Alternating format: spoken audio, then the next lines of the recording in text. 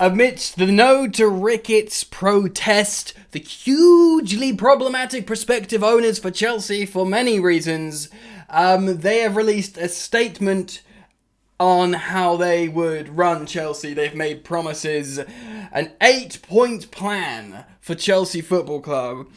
There's been an article published today by Simon Johnson and Jacob Whitehead of The Athletic. We're going to reference that piece while linking it down in the description today to talk about what the Ricketts have said. Get comfortable. Please do drop a like on video and consider subscribing if you're new, mate. Housework done! So we're going to go through accordingly, and we're going to react and talk about this together. So, Athletic, let's get into it. The Ricketts family have presented Chelsea fans with an 8-point plan outlining their vision for the club's future as part of their bid to buy the West London side.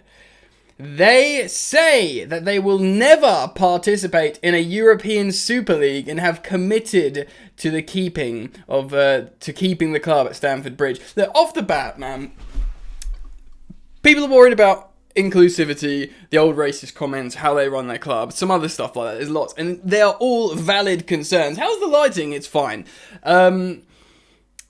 Americans, European Super League, they seem synonymous together in the Premier League, and this seems like they're like, no, mate, we're not into that. Off the bat, right? I am not putting any opinion in yet. I'm reacting to these promises, and before we get into this, it's important to know. FSG, who are somewhat unpopular with Liverpool fans, would have made promises that they didn't keep. You can damn be sure that the Cronkies and the Glazers made promises that sounded really good when they took over, but didn't keep. But for me personally, hearing that a promise that the European Super League, they'll never join it, because that will rear its ugly head again. So, look, I'm not saying, don't get it twisted, this is not me saying, oh, I want the Ricketts, but they've obviously come out real strong with their PR here. Let's find out more. So they'll be keeping the club at Stamford Bridge. That's good. So they're not going to relocate to Texas. Right. The Ricketts family are one of the 4 shortlisted bidders to buy Chelsea, and they own the Chicago Cubs baseball team. Roman Abramovich put the club up for sale after being sanctioned. Yes, financial backing has also been added by the hedge fund manager Ken Griffin, who's worth like 20 billion, and Rock Entertainment Group headed by Dan Gilbert. Okay. Some Chelsea fans have been critical of the Ricketts' attempt to buy the club. Yes, indeed, including myself and many at the protest. There was a protest against their potential ownership ahead of Chelsea's 4-1 loss to Brentford on Saturday. Let's not talk about that. They're not the protest, the loss. That afternoon, the Chelsea Supporters Trust released a statement that the Ricketts family bid was not in the best interests of the team. The Chelsea Supporters Trust, there's a bloody protest outside Stamford Bridge, and then the Chelsea Supporters Trust say, no mate, don't fancy that. 75% of fans voted against it through the Chelsea Supporters Trust, and you've got even Thomas Tuchel coming out and saying, they got to pay the price for previous comments, which, isn't really like blindly protecting them. Did seem like Bruce Buck really wanted them in, and he's their mates, and, people could even speculate why the banner wasn't let in or whatever, but, all them giving preferential treatment, setting up meetings for them, etc. So, yes, there was a protest. That afternoon, so I've told you, that afternoon the Chelsea Supporters Trust said, no, we don't think it's a good idea. This is in part due to Joe Ricketts, the patriarch of the family, branding Muslims, quote, my enemy, in that email from 2019. Joe has no role at the Cubs or in the bid to buy Chelsea. Okay, a statement from the Ricketts family read, quote, over the past fortnight, the Ricketts family has met with several Chelsea supporter groups and has carefully listened to all their feedback, quote, as we enter the next phase of the process, we are sharing a list of specific commitments that give fans a pivotal role in protecting Chelsea's heritage and building for future success. We will continue to discuss our ambitions for the club with fans and the wider football community in the coming days. When they say wider football community, I hope they're not asking Tottenham fans, what should we do for Chelsea? Right, should we go for the 8 points then? Let's do it. Quote 1.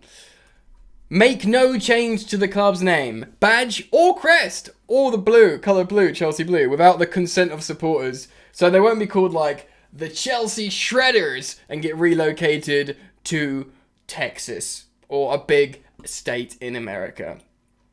That's the bare minimum, if you ask me. Never participate in a European Super League and always protect the integrity and heritage of Chelsea FC. So that's a huge one. For American, I mean, that should be a given. I'd always back the football fans of the world, especially the English football culture, to prevent a European Super League rearing. I mean, it will rear its head again, but like going through. But that, for me, is like a sigh of relief from any owner. I know Todd Bowley's spoken about it in the past, but, for me, it's important. Let's go to 3. Commit the resources necessary across all levels of the club to continue winning trophies, including investing in the first team, and experienced football leadership and the academy. They didn't mention the women's team there, so that's interesting. But, keep investing in the first team. What is that like? Buying Danny Drinkwater every other summer for 35 million? Because that's technically investing in the first team. What does it mean? Do you know what I mean? Like, how competitive and what?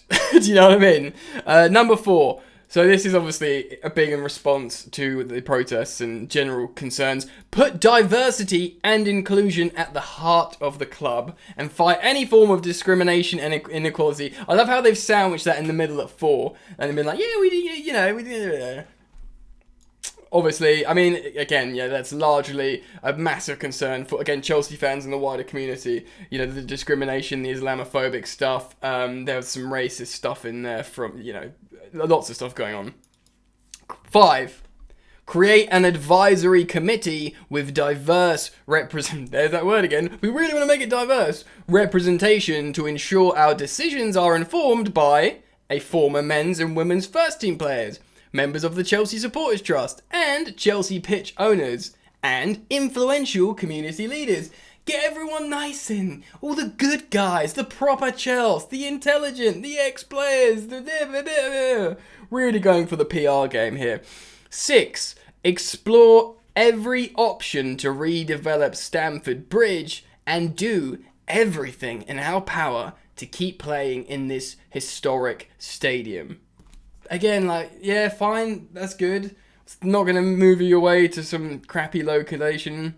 That's pretty much something every prospective owner would say. Oh, here we go. Number 7, match the current commitment to Chelsea FC women and increase the number of women's matches played at Stamford Bridge. So basically keep it status quo and give them more matches at Stamford Bridge. Pretty easy to say that, really. 8. And finally, continue the vital charitable work of the Chelsea Foundation, seeking to use the power of football and sport to motivate, educate, and inspire. Wow, put that on a bumper sticker. The Ricketts family will fly to London for discussions with the club this week. They're really putting that on. What does the Rock Entertainment's group support mean? Yeah, so this is the other group, part of the Ricketts bid. Ricketts and Gilbert have been in talks for over the last month over joining forces, and the partnership was formalised last week. Much like Ken Griffin, he adds financial clout, but he also has the experience of running professional sports team. In this case, the Cleveland Cavaliers basketball team. Both Ricketts and Gilbert take a hands-on role in running their teams, who have both won championships in recent years. And the Ricketts family feel the experience of their bid puts them in a strong position. So who else is left to buy Chelsea? It's them, Todd Bowley, the LA Dodgers owner, sort of my preferred option. Sir Martin Broughton is also on the shortlist, and co-owner of the Boston Celtics and Italian side Atalanta, Stephen Pagliuca, has progressed to the next stage. People are starting to think Stephen Pagliuca, maybe his bid isn't that strong, which is fair enough. Look, man, promises are easy to make, aren't they? It's pretty dark now. Promises are easy to make. What did he really say? They said, we're going to keep being competitive. The women's team will, they didn't say increase finances to the women's team, but they said maintain it so they won't make them worse. Maintain the women's team, maintain the men's team, but they didn't even say that, because maintaining the men's team would be like wild money. They just say investing, which is such a peculiar, like, loose, tangible phrase. But I guess you can't say, like, in a bid for Chelsea, spend £200 million at least every summer. You're not going to say that, are you? So I kind of get it. Not moving Stamford Bridge, standard, and redeveloping it, standard. To be honest, man, like, every owner is going to want to redevelop Stamford Bridge. It's going to be part... I think, in fact, Rain Group, who are selling Chelsea, have said, like, they've probably made, like, a prospectus brochure thing. They're like, you get to redevelop Stamford Bridge and make more money. That's, like, literally the incentive of buying Chelsea, so that doesn't surprise me. The European Super League one is big. To be honest, I don't think they've said anything massive here at all. And like I said before, without trying to be cynical, every owner is going to say positive stuff. Look, at the end of the day, you don't know till you know. You know? For any of them can come in and be good or bad. Ultimately, this is why you've got to be so meticulous and careful and wary. And understandably, Chelsea fans have been very wary of the Ricketts. Todd Boehly, to me, sounds great, but he could be awful. He could descend Chelsea into mediocrity and asset strip, you know, slowly. The Ricketts could be awful, but then again, somehow they could make us the best team and better than Man City and Liverpool. Although it doesn't feel like that. Like, you just have a gut feeling that they're the ones going to be to come in and make Chelsea dominate the Premier League. It just does not feel like that, does it? And because we've seen what's happening, oh, my door's ringing. I've got a delivery. I've got to end it now. So, hopefully, let me know what you think. Comment down below. Peace.